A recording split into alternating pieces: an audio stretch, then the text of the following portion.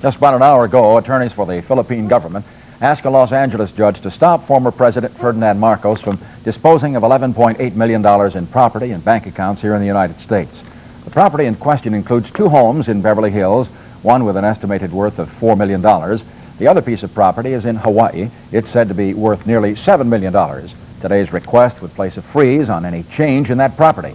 Right now, Paul Dandridge is standing by at the federal courthouse to tell us whether or not a restraining order is in place on that. Paul? It is not in place as yet, Jerry. The court was scheduled to hear the questions about the TRO at about 3:30. As of about 5 minutes ago, they had not started.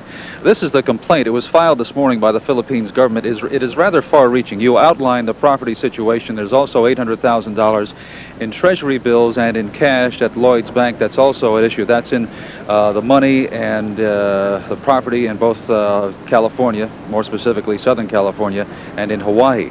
Now, beyond that, it goes much further. It talks about the fact that Mr. Marcos had fraud, had schemes to get money out of the Philippines. And also named here are 9 other people and corporations that either have headquarters in Southern California or residences.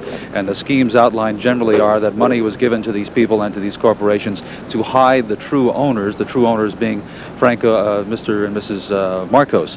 Now, at issue also and outlined in this complaint is the fact, of course, that Mr. Marcos made $5,600 a year as president, and now his net worth is estimated to be $1.55 billion. It's also pointed out, and this came out just last week in another situation in Superior Court in Los Angeles, that $1.5 billion is in Swiss bank accounts. The attorneys and the investigators for the Philippines government have been able to track down that money with a lot of cooperation on the part of the Swiss government. They have the names of the accounts, they have the numbers of the accounts, they have the pseudonyms that were used by Mr.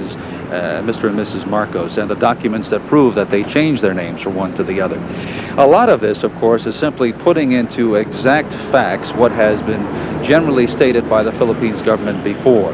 I do want to point out something. There were many charges and stories about Dovie Beams de Villagrán, the fact that she was the president's former girlfriend, that she had supposedly taken some of his money and put it into real estate here in Southern California.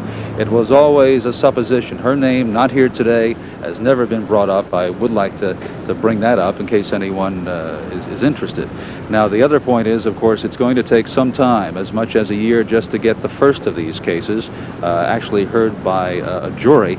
But the Philippines government feels that time is on their side. As long as they get these temporary restraining orders and can freeze the money and the property, that's what they're going to do here in court today. Reporting live from downtown Los Angeles, Paul Dandridge, back to you. You bet we're interested. Thanks for the report.